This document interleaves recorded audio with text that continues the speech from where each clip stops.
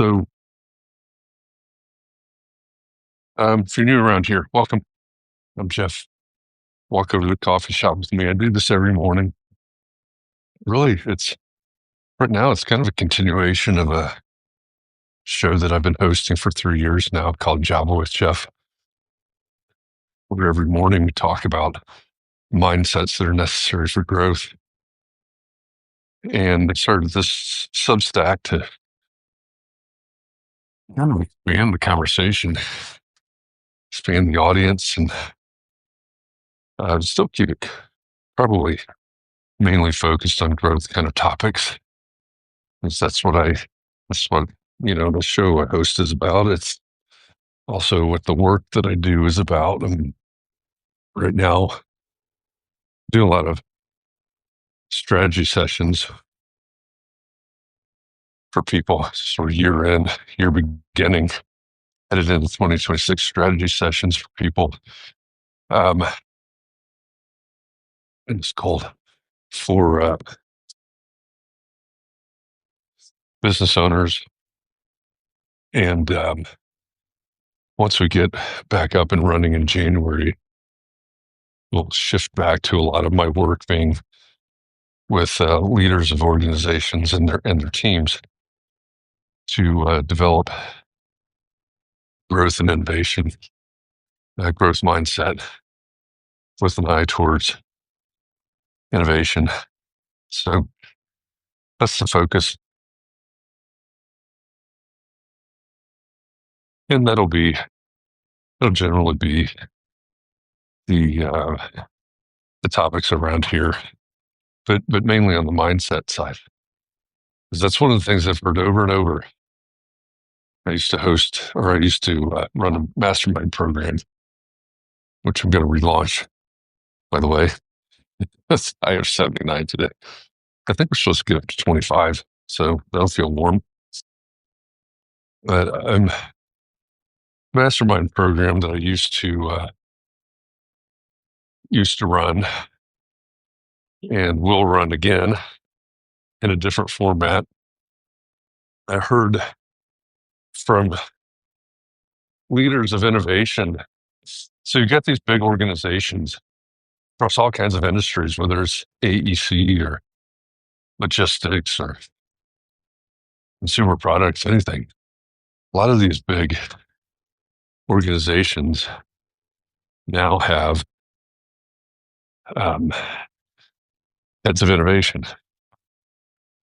Delta Airlines, AECOM, Ford Motor Company, whatever. They've got people that are looking at innovation, whatever that means. And so I'm running these mastermind groups, and they have whole innovation teams, and some of them are developing software, they're using AI, all kinds of stuff, looking for their competitive advantage when it comes to their business, their customers or their clients, and how to innovate in ways to stay ahead,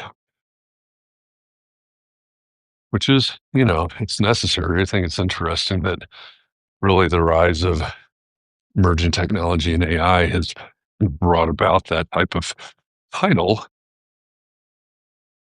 But the thing that keeps coming up over and over with these people is that as much focus as there is on the technology side of it, the problems that they have are people problems, human problems. Not that people are the problem, but they're human problems. I don't think I've ever shown you this before. Sit on that. I'm not exactly sure what all goes on in there, but it's kind of interesting way for people to pick up sticks. Let's leave it at that. Anyway, these heads of innovation at really big organizations, not all of them huge, but they're organizations that that over and over they say, there's a quote from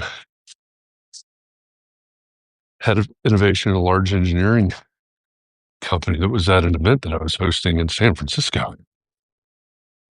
He said, our biggest problem is that we don't have a growth mindset. To me, that was really telling. And, there's more and more people saying those types of things. So, um, it's just sort of reinforcement that the work that I am doing and the topics that we discuss here are really important topics. See, I can't scroll. I would scroll to see if I could read the whole comment. Yeah, just have her. Um, I think you're talking about your sister. Um, just DM me on Entree Architect Network or shoot me an email or however you want to get in touch. I'd be happy to do a session. And, these are, as you know, Nicole, a lot of these sessions are with architects, but not all.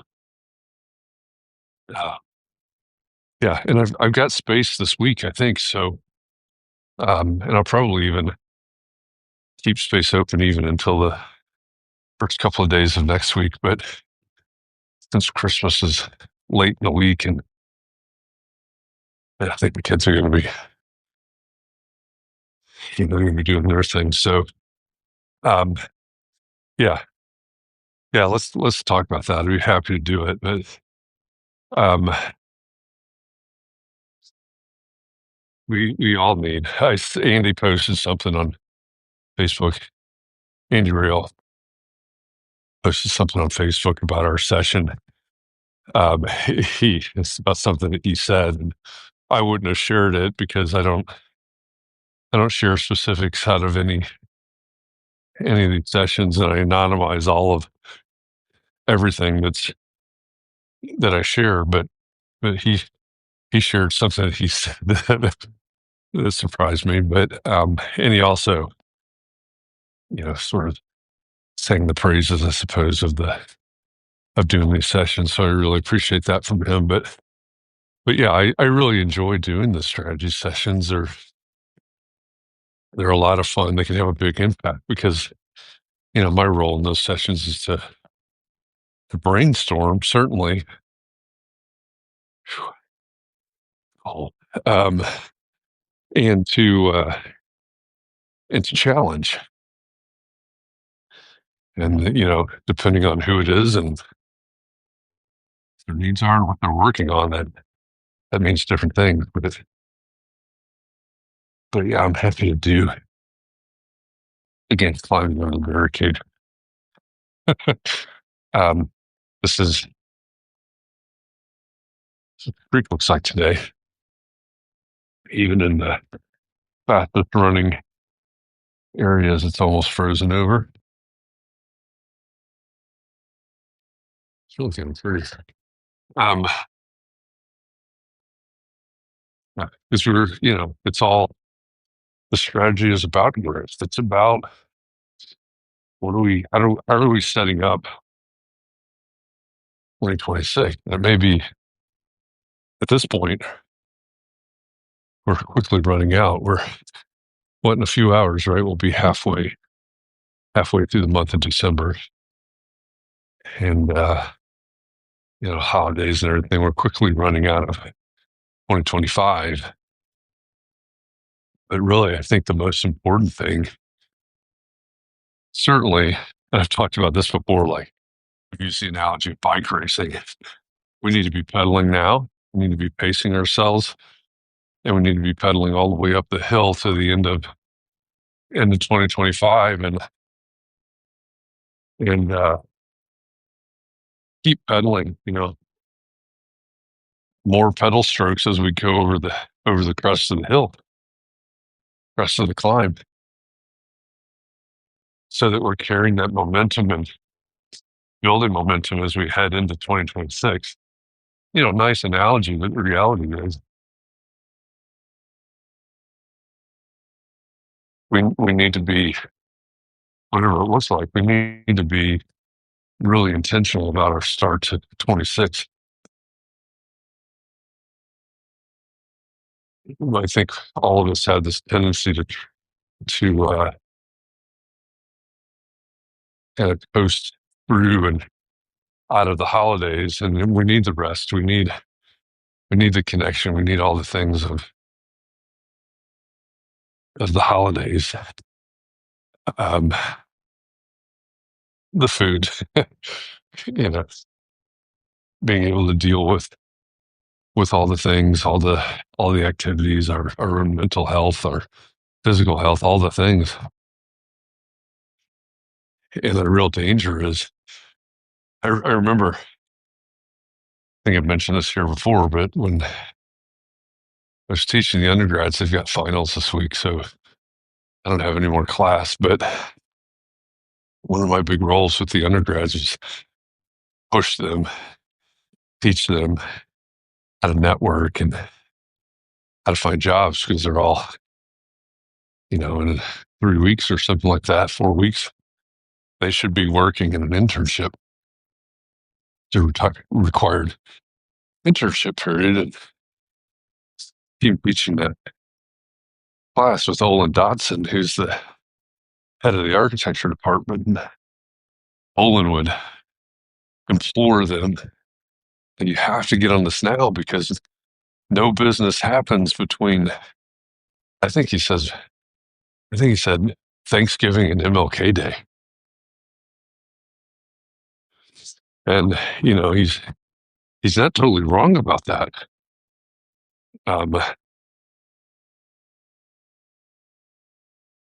He's there's so much, for a lot of reasons, that kind of shuts down and slows down and all that. And to think that, man, if we just started, I did some of this over the weekend, trying to promote a program that I'm going to run in January. It's like the thought process, was, well, I'm sending out, how many of these people that I'm sending emails to are actually going to respond? How many are going to read them? And the point is, the more that I get the word out there, the more likely it is that someone is going to say yes. And so, doing these things and working on these things, from a marketing point of view, it's a numbers game, but also it's getting my message out there when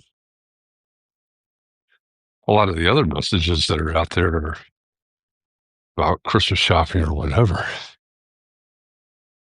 You need to find the people that are being intentional about business, intentionally thinking about 2026, ending 2025, and beginning 2026. And if we really want to have a leg up, we've got to have that intention. And I will eventually. I'm like 4 blocks from the coffee shop now, so I guess I better actually touch on the topic. But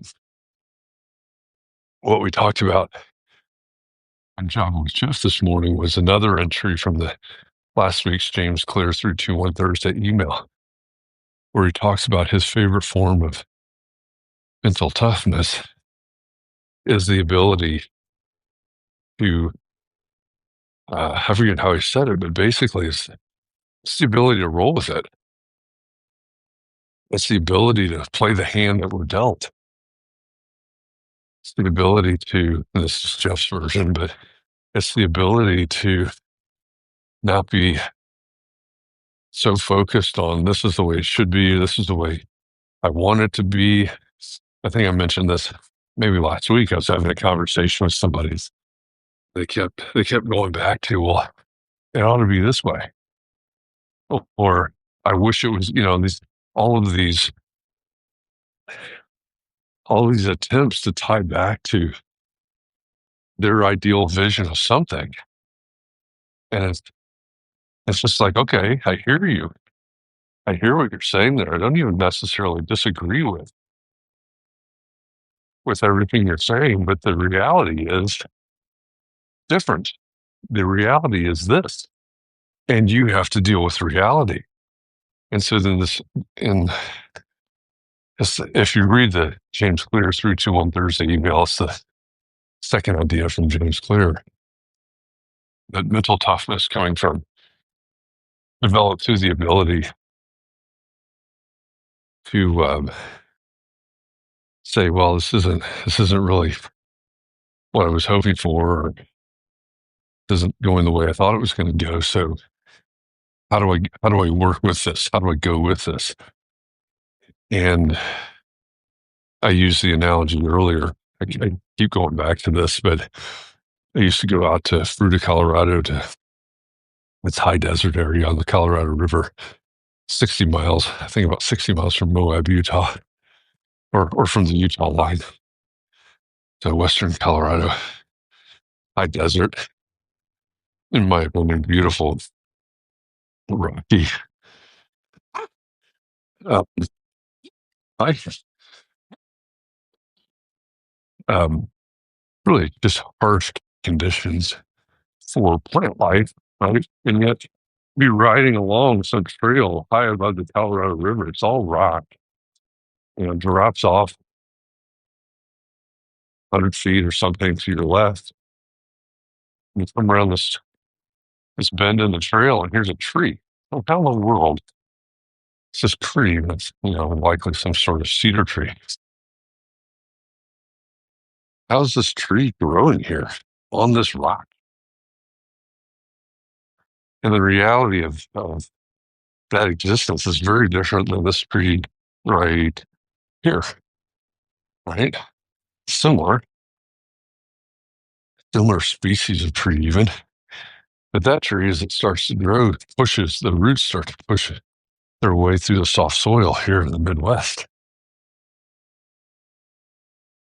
And it has more ability to kind of force its way down and through.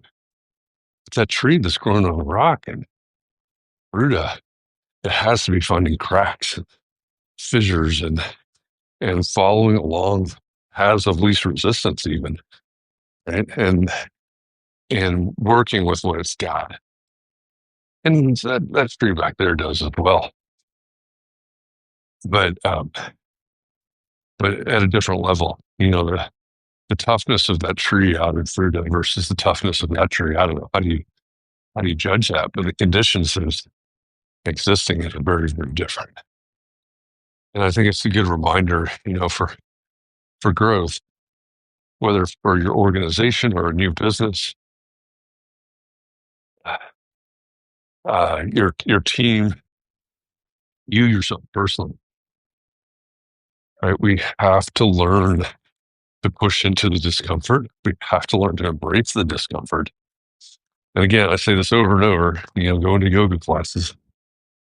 Figured out I need to cancel a class for tonight because I'm a couple of basketball games tonight. But, when the yoga instructors say you lean into the discomfort because that's where you find growth, but you don't lean into pain because pain is where injury comes from. And they're generally in that sense, they're talking about physical. But it's a good lesson for us. How far, where is the discomfort? Where's that line? How far can we push it and keep pushing to that point? Because that's how we build. That's how we grow.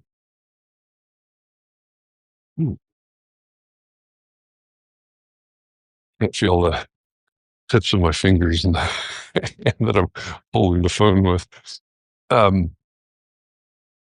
So,